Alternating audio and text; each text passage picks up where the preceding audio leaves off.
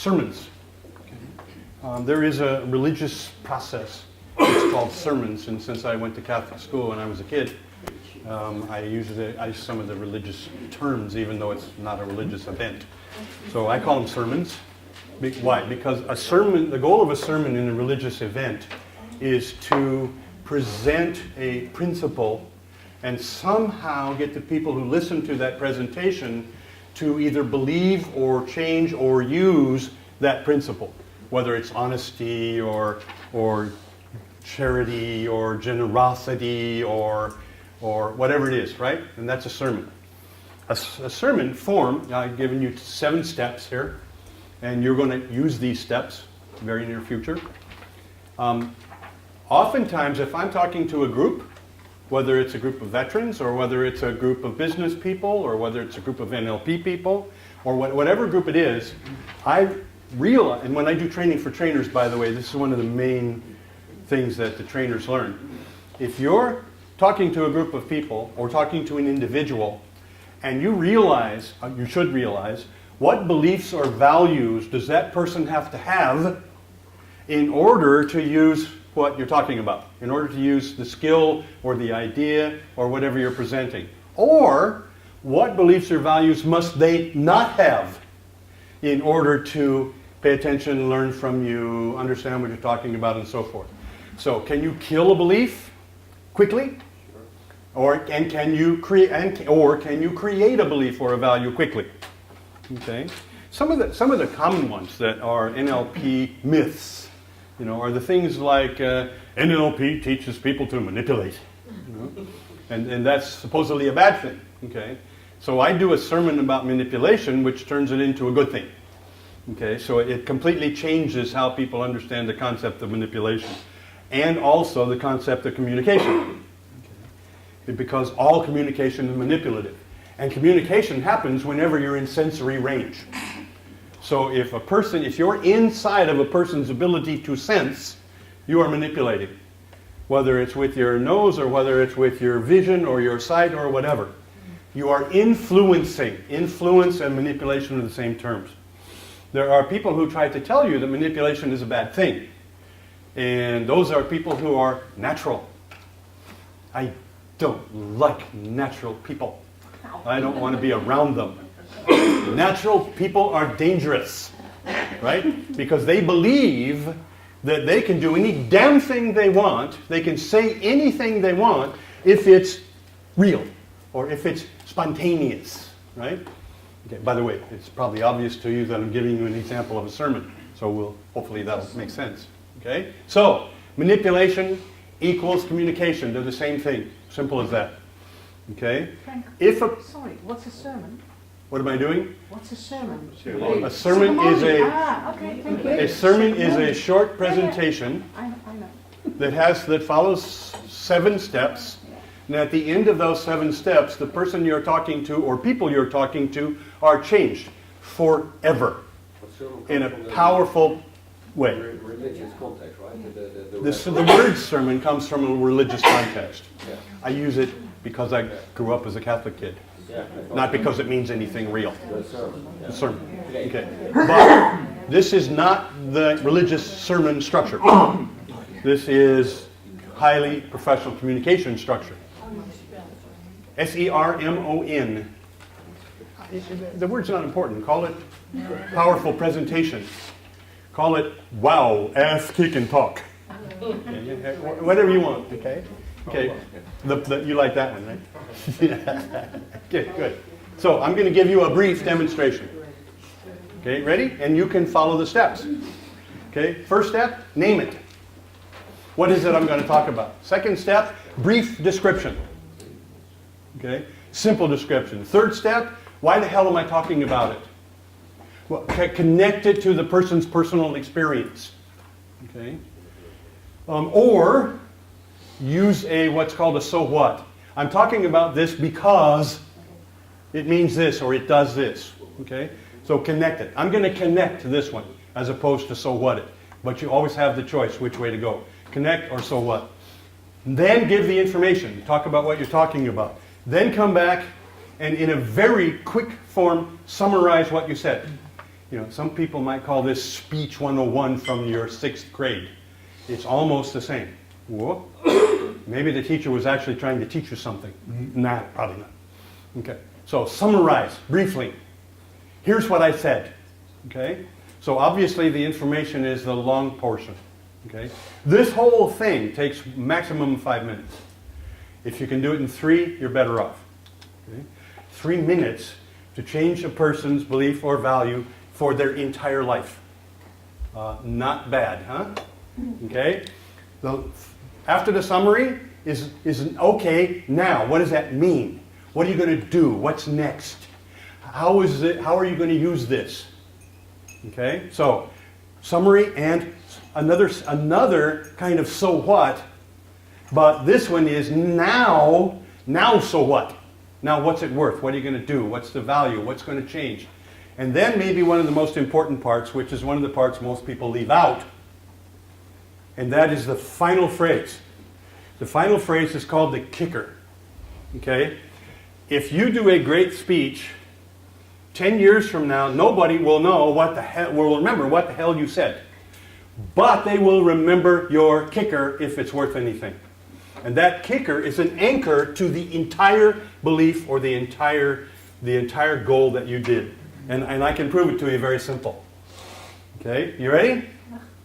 Ask not what your country can do for you, but ask instead what you can do for your country. Everybody knows who that was. Everybody knows that phrase changed America. It wasn't the phrase that changed America. It was the speech that went before the phrase that changed America. Who remembers the speech? No one. Who remembers the kicker? Every person on the planet, damn near. Okay, kicker. I have a dream.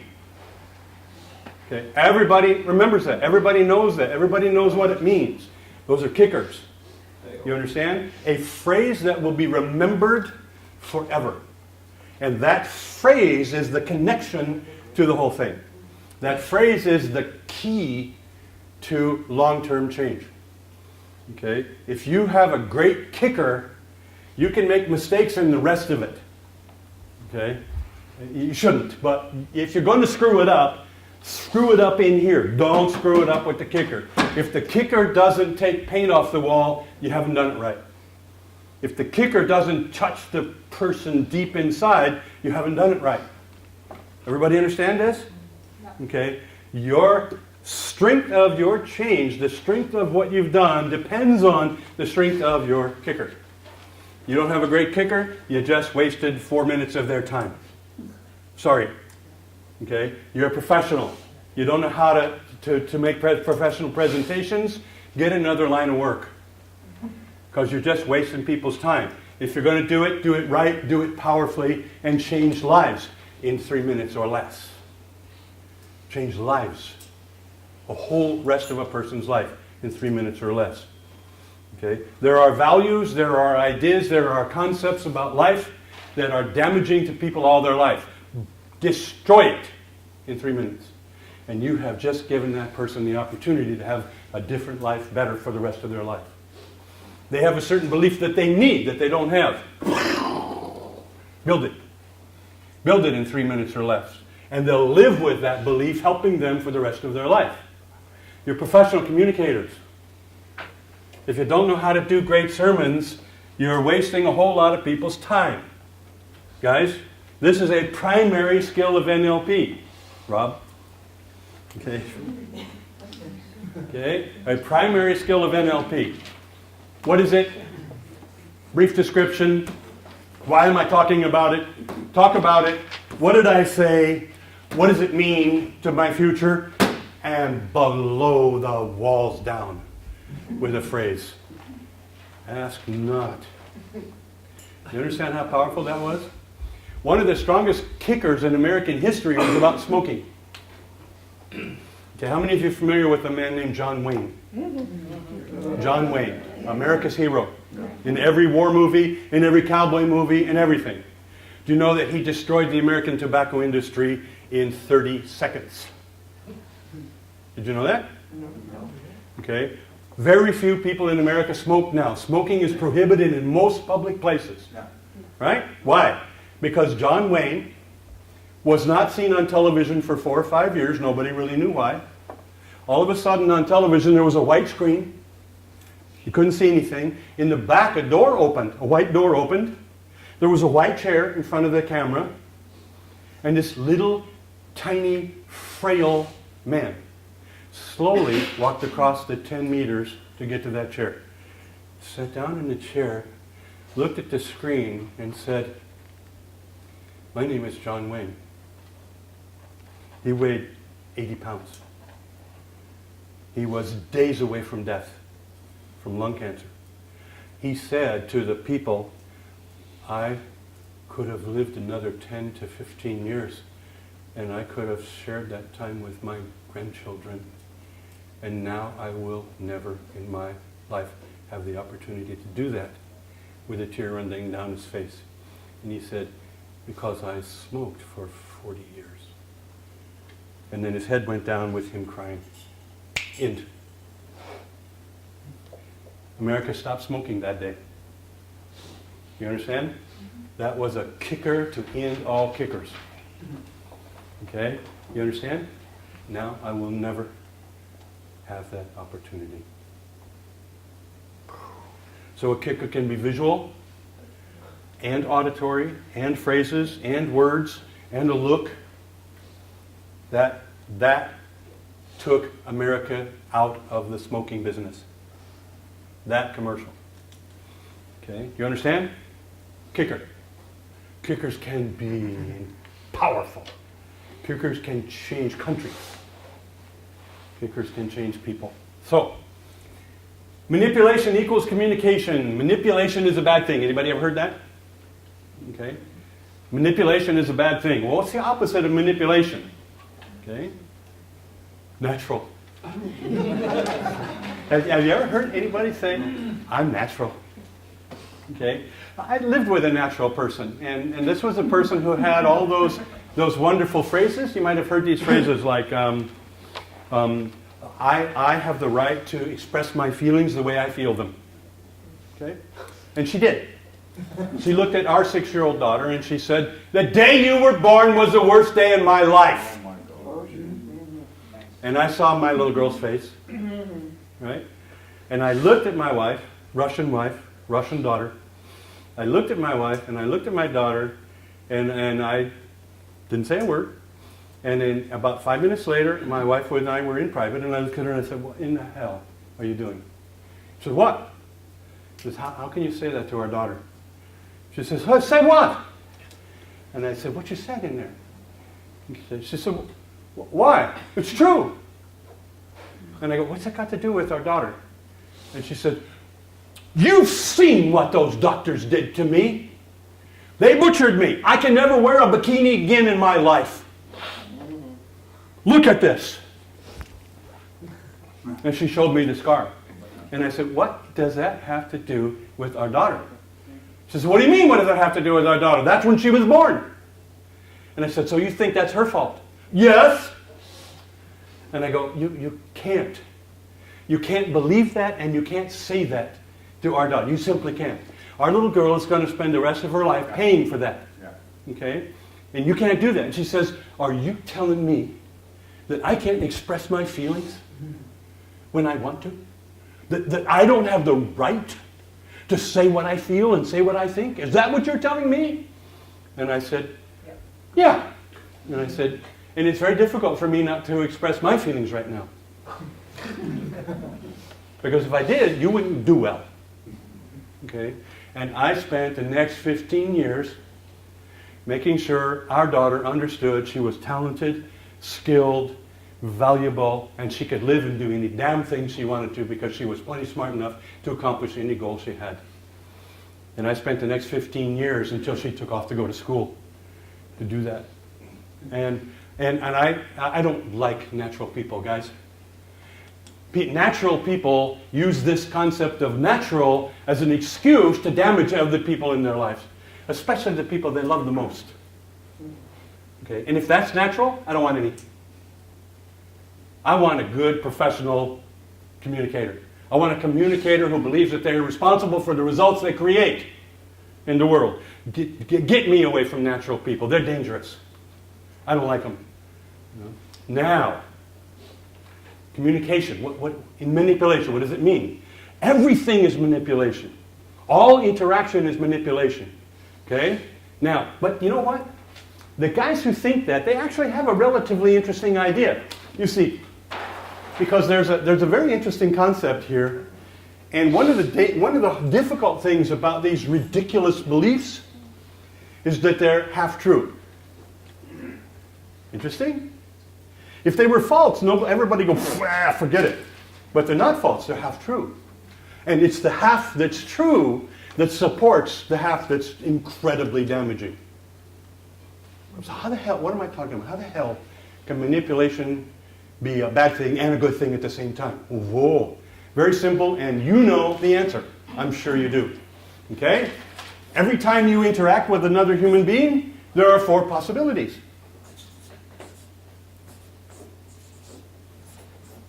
And you pick one of the 4 every time.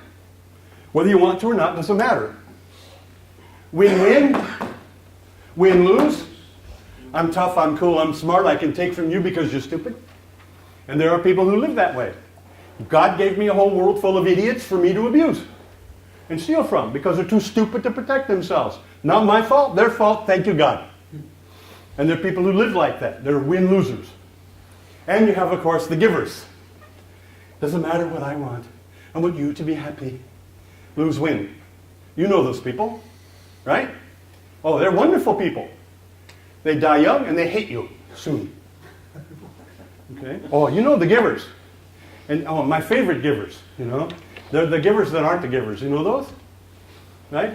You say, let's go to dinner tonight. Okay. Where do you want to go? Doesn't matter.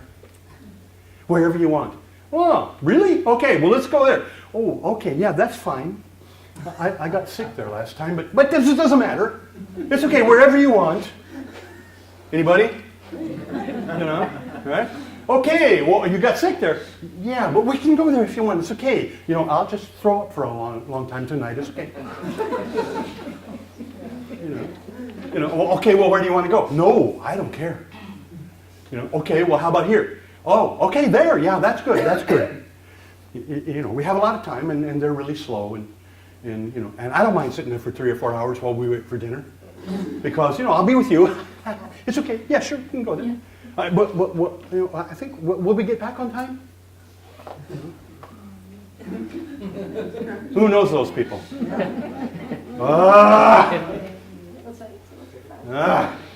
So and then of course these guys. Oh, these are my favorite.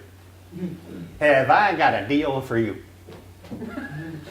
With your money and my know-how, we are going to make a whole lot of money in a big hurry. So give me your money and I'll turn it into a lot more money for you. Anybody? Who knows those folks? What do we do when we hear those folks? Run. So any professional communicator has the obligation to create which one of these 4? Win-win. Okay? Are these results damaging? Yes. If you create these results, are you damaging the world around you and the people around you? Yes. So is this manipulation? Yes. Is this manipulation? Damn right. So this is the part that convinces people that this is also bad. You understand the half-truth? So what does a professional communicator have responsibility? Create this interactive style. Now, can I do it naturally? Yeah. Then do it. Well, wait, in this situation, I don't do it naturally. Change. Figure out a better way. Lie. Try something you don't know for sure. Change your behavior.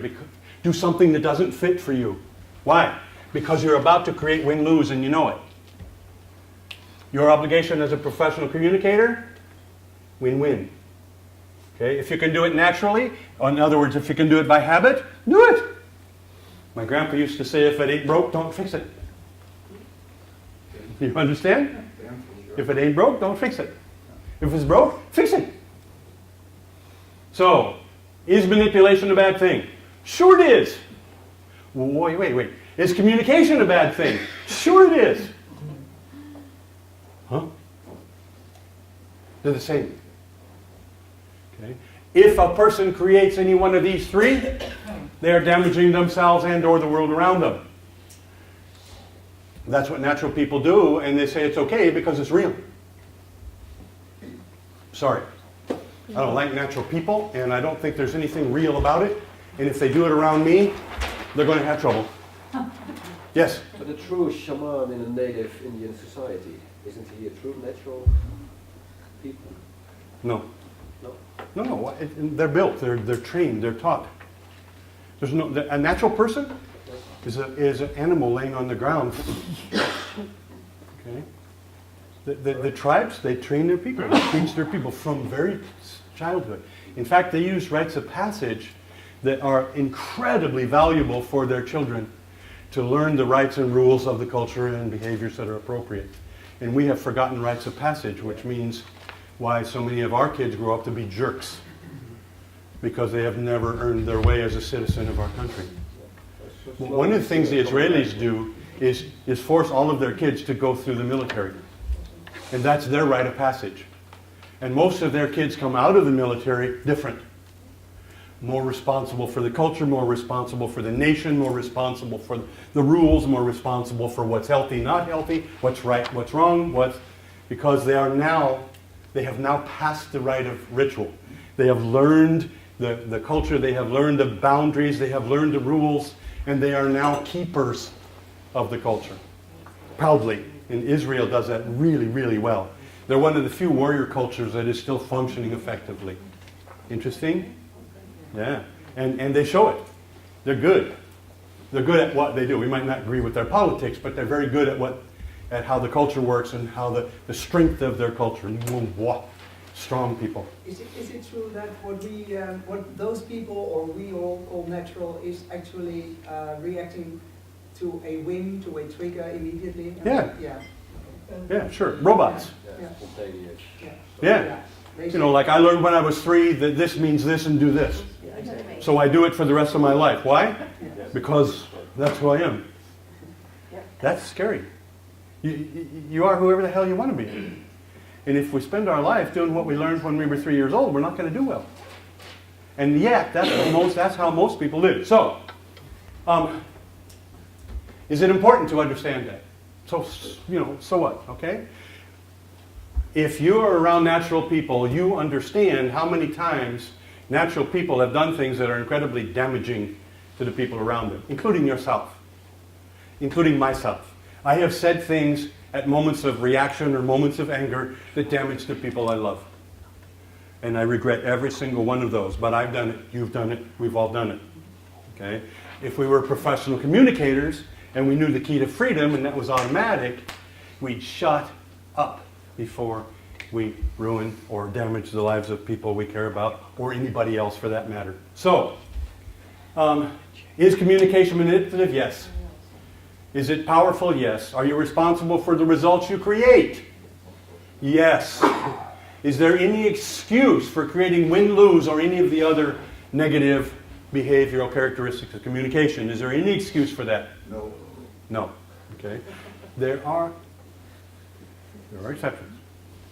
Okay. But they are very rare and very obvious. When you shot your son. Huh? That's one of them. If you shoot your son. Yeah, I'm not going to be polite in that situation, and I'm going to definitely create a win-lose. Yeah. A big one. Yeah, terrible, but yes. Isn't there a nuance in natural people? Because Any what? in nuance, it's a little bit black or white. Because the natural people, I don't think always when I react. So I can say think a little bit. I'm a natural person, but also I think it depends on my values, how I react. So my unconscious reacts. I let my unconscious speak, and I can behind. Maybe I will have a discussion. That's okay. Come on. I'm ready. Come on. Okay. My unconscious reacts on my values. So afterwards, I can think about why I did the things I say. Did it or work? Did it react. not work? Do I want to do it different in the future or whatever? Sure. Yeah, but my values. Yeah. And if you know what your values are, and we call those complex equivalences, and you're happy with those complex equivalences and you designed them for yourself because that's the way you want them to be, then you're liable to be behaving in a pretty positive manner. If you've got those complex equivalences from somebody else, and they are destructive or negative complex equivalences, and you don't know that, but you're doing them anyway, So that's the nuance, I think. you can call it a nuance. I call it a disaster. But either way, if it's not broke, you don't fix it. Let me give you the sports analogy because that'll make more sense. I want to play tennis, and when I first, or driving a car, you know how to drive a car. Remember when you first drove a car? And you have this god-awful possibility of actually looking forward and backward at the same time through this damn mirror, and you don't know whether this, that, and the car is like bigger than you want it to be, and you're going, oh shit, you know, and you go, and you go, oh no, two. I don't know if you learned on an automatic transmission or a standard. Standard. Yeah, standard. Oh yeah, fun, right? You know, and the guys who made cars were terrible people. You know what they did? They put 3 pedals on the floor. How many feet do you have? Yeah? And you know, there are situations where you have to push all 3 pedals differently at the same time. Right? Right? Oh yeah. Yeah. On a hill? Yeah. At a stoplight? And you got 3 pedals. Where I grew up, there were no handbrakes. Handbrakes, oh, you cheated. Yeah, see, that's the other foot. Yeah, no fair. We didn't have that. Yeah. So I'm on the hillside. Oh, when I'm learning to drive. Are you ready? I learned to drive in San Francisco. That is not the place to learn to drive. You know, so I'm learning to drive, and you know, and there's too many pedals, and you got to look in the front and the back, and you got to go to the sides, you got to oh my god, and then you have to do this, you know, hell, you know, there's 55 gears. You know, when you start, right? It's only 4, but it feels like 55. And it's like, is this one? Is this one? Oh shit, I don't remember. So I'm in the car, and I'm going downhill and saying yes. And I'm cruising, and the guy says, turn left at the next corner. So I go, okay. Uh-oh. And then halfway up the hill, there's a cross street and a light. You know, and I'm thinking to myself, God, I have been good for the whole day. Green, please. You know? God didn't listen again. So the next thing that happens, I'm like, yeah! What's happening with my feet? Okay, now I got the clutch pushed, you know, and then I take it in a neutral, so I go, oh, thank God. I let go of the clutch, and I have my other foot on the brake, and then I start thinking to myself, what in the hell am I going to do when the light changes? I have no hand brake, right? Just feet. So I'm going, okay. So I put my foot on the clutch, you know, I don't push it yet because, you know, I'm not ready. But I put my heel on the brake and my toe on the gas, right? Because if you let go of the clutch without the gas going, it's just going to kill the motor and you're going to go the other way, right? And so I'm sitting there and I'm getting ready and trying to figure out how to, and still push on the brake, right? Now, there's other subtleties that designers of automobiles use to make you crazy, right? You know, because they give you a seat that is soft. Now, you understand what that means? When the car moves forward, what happens to your body? Your body goes backwards. When your body goes backwards, what happens to your feet? Okay? Your feet go backwards. And when your feet goes backwards, what happens to the car? Which means it throws you forward. Right? So when it throws you forward, what happens to your feet? Your feet go forward, what happens to the car? None of you ever did that. So then it gets a little worse because I looked in the rearview mirror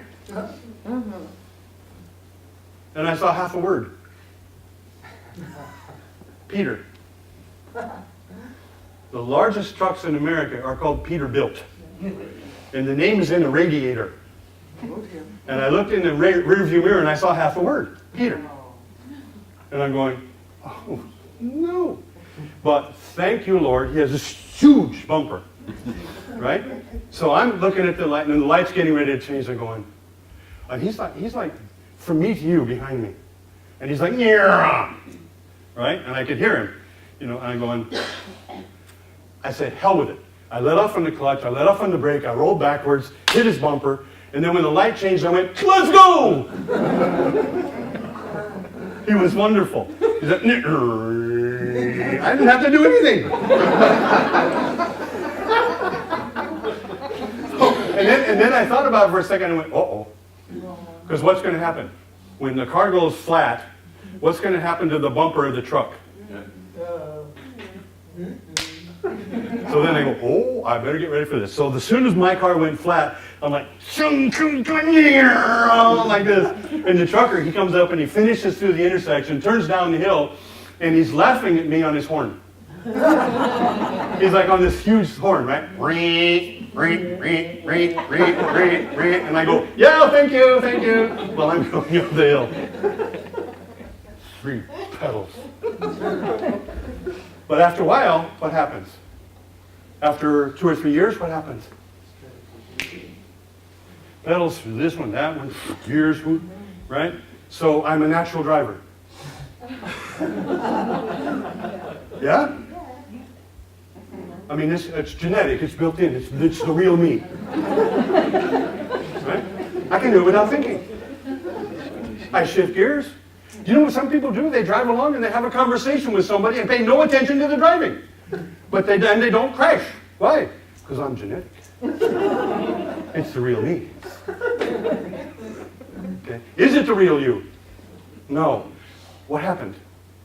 How can you do that? How can you do those incredibly sophisticated things without any conscious thought whatsoever? How? Patterning, conditioning. Bingo! That's what a human being does. Not just about driving. You understand what I'm getting at? Okay? So everything that we do came from a group of difficult patterns until we habituated, until we made it work in a very effective way. And then what do? We stop thinking about it because now it's just what I do. Okay? So what I'm trying to suggest to you, there is nothing that you do that is genetic other than your ability to fight or flight if your survival is challenged. That's about the only built-in genetic reality that we have. You will fight or run if your survival is challenged. Besides that, everything else is learned. That's learned too, unless you've been around girls that I haven't met. Okay. Maybe it's now maybe a good time to do a little bit of exercise. I think that's a good idea. Thank you, Mother. I noticed my interest now. Okay, good. Okay, good. Yeah. Okay, I got it. Okay. So, what about manipulation? Manipulation and communication are the same thing. I'll finish quickly so you can do this. Okay. Manipulation and communication are the same thing. There is no such thing as natural or real. Everything we do is learned. And we have an obligation as professional communicators to change our patterns and change our habits to the point where we are able to create the results that are effective and powerful in the world that we come from and live in. Okay? Now, how many of you like being a victim? Okay? I hate being a victim. Okay? Natural communicators are victims of the world in which they live. And they'll tell you that and they'll communicate that. The world is against me, nobody likes me, everything terrible happens to me, and I'm just this wonderful person who is the receiver of all the horrible things in life. Okay? I am the creator of my life. And I always will be that. I am the creator of my life. That's called a kicker. Okay? You must choose. Are you the creator of your life or the victim of your life? I hope you choose the right one. I hope you choose wisely. That's called a sermon, and that sermon is about manipulation. Okay? Most of you have... I don't know if it works. Big password. Stop it! People talking. That's good. Stop it. It is. I'm sure. I'm sure. Thank you for your attention. Is it working? No. No, it's not my fault. Back I up. think. Where's your back? Where's my bag? No, back. You go back. Here. That's good, right there. Ah, okay. Here, this one. Okay. Thank you very much. Yeah. Is that going forward or backwards? That's going backwards. Yeah. Damn it. Maybe. Quit pushing buttons. Let me push this button and see if it works. There we go. Now it is. Okay. I'm going to give you 9 terms. And I want you to build sermons around one of those terms. You have the right, you pick which one. 1 second and you'll see. And I'm also going to show you something that I think is the most important part of everything we've talked about. And it's time to begin working with it. Maybe. 1 second, we'll get there. All of our PowerPoints are in Russian. And so every time my guys try to kick them over to English open only, we end up with the patterns don't quite fit. So I apologize for the silliness of this thing, but we took the Russian out in a very short period of time. Here you go. Yeah. Yeah. One of the questions that's asked to me often is, okay, I get it, man of wisdom. What the hell is that? Sure. What the hell is a man of wisdom? And most people don't know, and they don't know how to measure it, they don't know how to understand it, they don't know how to do it. What you have in front of you is called wisdom. It is the goal of effective communicators to end up having these principles as the guiding principles in their life. Some of you have learned this in a different way, and you've called it the assumptions of NLP or the something else. I don't remember what you called it. But when we built it, this is it, the 9 major beliefs. Now when you're a counselor or a psychologist and you're working with a soldier or anybody else, and they are on a trek, on a journey to become effective, powerful, happy, dynamic, important role models, leaders, people of wisdom, now you know where they're going. This is the goal. Nice? To learn to live these 9 beliefs. Okay, now what I'm going to do is turn you loose, and you're going to get in groups of 6 people in circles. You're going to take about 15 minutes to create a sermon about one of these. Okay, you understand? Okay, if you need me to go through these quickly, I can do that. Yeah. Yes, no? You got them? You understand them? They're all simple? Yeah, this very. Map and territory, you know. Respect. Respect means that every human being I sit down in front of has the ability to accomplish whatever they want to accomplish. I know that, I trust that, and I use that. I've already talked to you about this belief. I've already given you a sermon about this belief. Okay? I know what you can do. Okay? That was a sermon about respect. Okay? Difference equals beauty. Okay? One of my best trainers was a Mexican gang boy. He was incredible. He taught me so much about gang culture, gang life. He had the ability to create full body amnesia. Anesthesia. Anesthesia. He had the ability to control his on and off switch in his head. He could become extremely violent like that, and then extremely calm in the next second. Nobody fought with David, because if you fight with David, whether you beat him or not, you pay. And the gang boys left him alone. They called him Crazy. That was his nickname. I met him in jail. And the first thing I did with Crazy was say, teach me how to tie your bandana. I tie my bandana and it falls off. And he laughed. He was brought in to me for a counseling session at jail with 3 guards in leg chains and arm chains and body chains. And I told the guards, take them off and leave.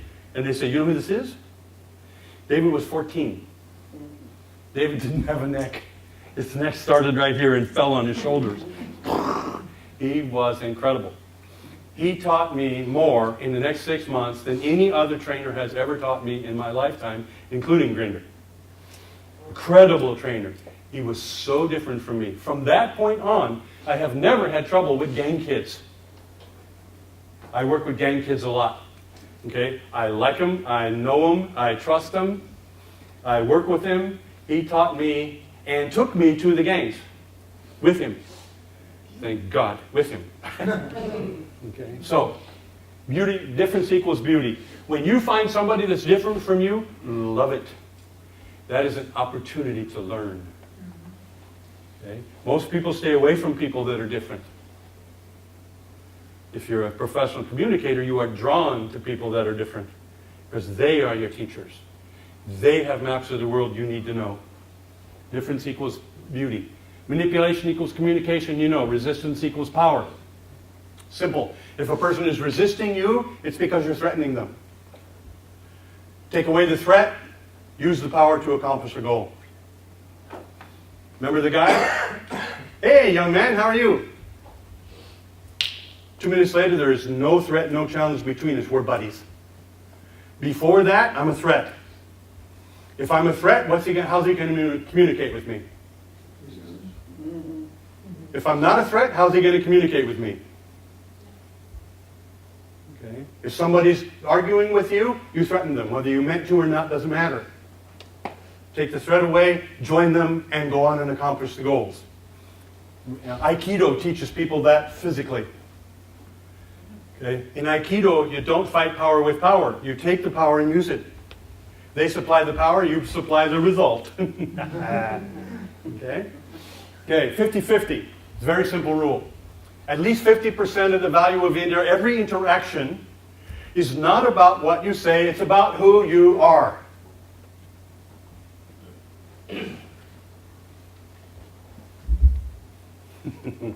One of my favorite psychologists that I didn't have as a counselor. She's like this. I go into her office and she's sitting in a chair. She says, hello, come in. We're going to speak today of openness and the joy of living. And you guys know me well enough to know something about what I say. No. I walked out right now. Why? What's wrong with that? Incongruent, to say the least. Virginia, we did some things together, and Virginia sits here, and she's getting ready to come out and speak to like 2,000 people in an auditorium. And the person that's introducing her is at the podium with the microphone. And the great Virginia sits here. She's done this in Palo Alto in the Mental Research Institute, and she's famous for this and this and this. And I'm standing with Virginia over on the side, and she's going, God, they do this every time. You know, so she's standing there and she's waiting. Finally, the person finishes and said, here is the great Virginia Satir. And she goes like this.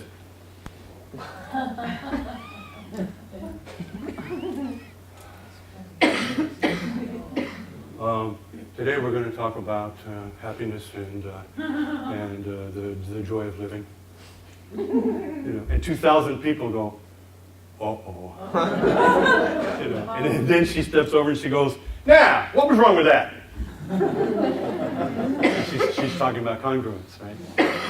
So for her, what you say has to match how you sound and look.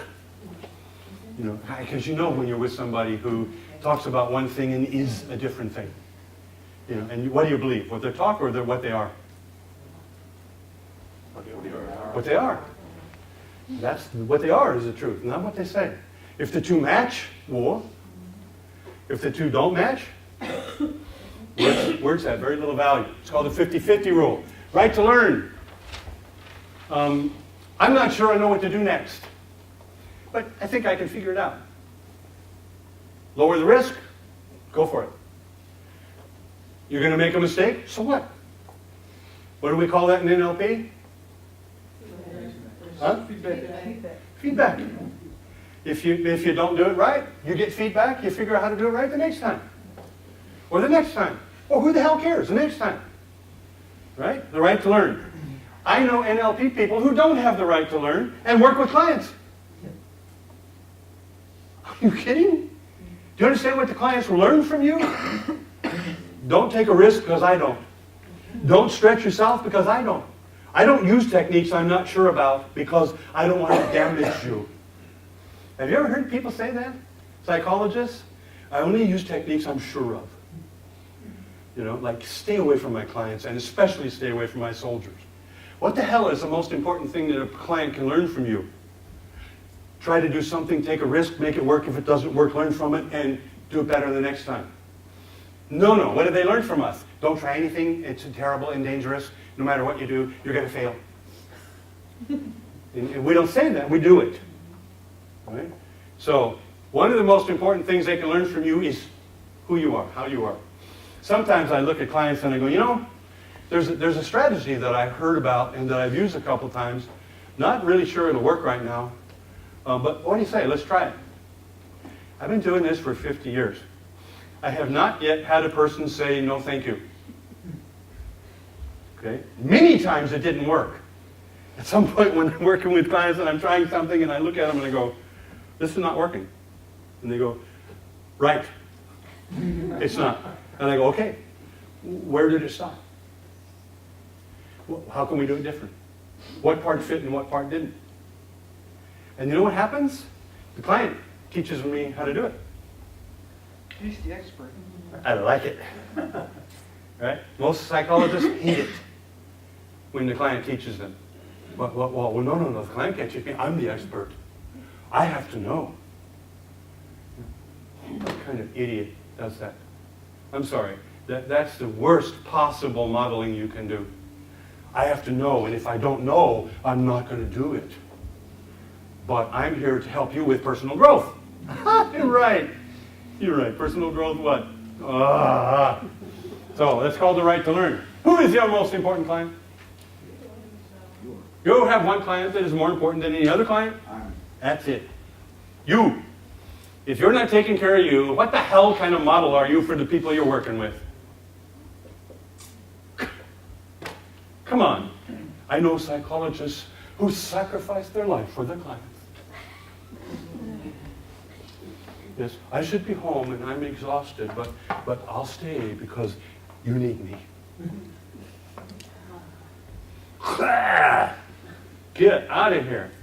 Whoa, scary. Got it? We'll get there. Okay. And trust your unconscious. Try to figure that one out on your own before he gets mad at me and we get in trouble. Okay? So, groups of 6, you have 15 minutes to prepare a sermon by those 7 steps on one of these. Got it? For fun, do it simple. Figure it out quick. Then after 15 minutes, one of you is going to stand up and give your sermon. Okay? You got it? And then you're going to get feedback from your colleagues about how you followed the form and whether your kicker left any paint on the wall in this room or not. Okay? Kickers. I want good kickers. Everybody understand? In groups of 6. Ready, go. Different feeling and different reactions than sitting down. I like the energy you use sitting down, but I'd love to see you do that again standing up. Okay? Now, 1. 2. When the person finishes the sermon, okay, each one of you has the opportunity to give feedback to that presenter. However, this is the feedback that you will give. You will make a compliment about something that they did that you really liked. Concrete as possible. Got it? And one simple change that you think would help it be more effective. Concrete as possible. One compliment, one suggestion for a change, and shut up. No dissertations, no comments, no personality traits, no characteristics, no I like your mother, I don't like your mother, none of that. Okay? When you finished getting feedback, you say 1 word. 2 words. Thank you. Nothing else. No debates, no discussions, no defenses, no yes but, well but, yes but, well but, no. Simple feedback from 1 or 2 or 3 people in your group. I like this. I suggest you change this. Your comment? Thank you. Done. Next. Got it? Okay. Everybody understand? Yes. This is not psychotherapy. This is professional communication. So I want to see skill and talent in your feedback, not just in your presentations. Okay? Kickers. Guys, kickers takes paint off the wall. in what the words are and in how you say them. That's not what your country can do for you, but that's considered what you can do for your country. Is not a kicker. You understand? It doesn't sound like a kicker. It doesn't feel like a kicker. It's not the words. It's all of your communication. Your body, your look, your sound, your volume, your strength, and your words. Everybody understand? So a kicker has to feel like a kicker, sound like a kicker, look like a kicker, and produce like a kicker. Let's see some. I don't expect you to do it perfect, but I do expect you to do it right. Everybody? Have fun, ready, go. First speaker, get up and get speaking. So shall we run it up? Well, When you know.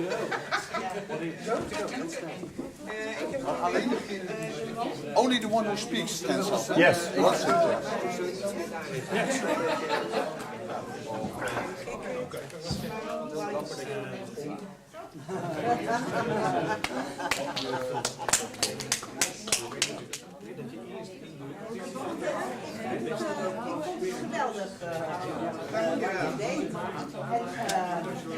We found it very difficult to find something.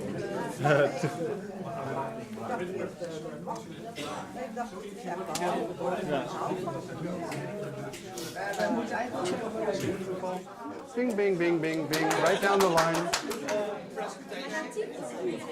No, in this group.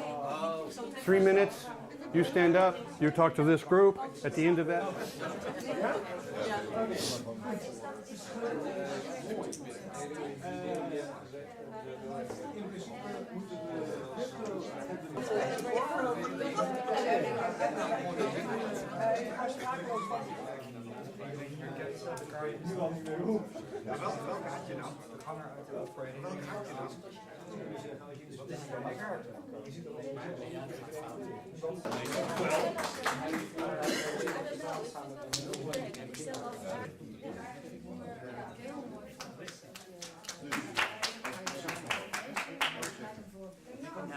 Ja, jouw gids. Het is heel goed dat je dat beseft.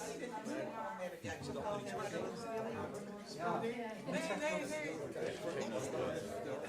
Wie pakt er een? Ik zou aansluiten. Ja.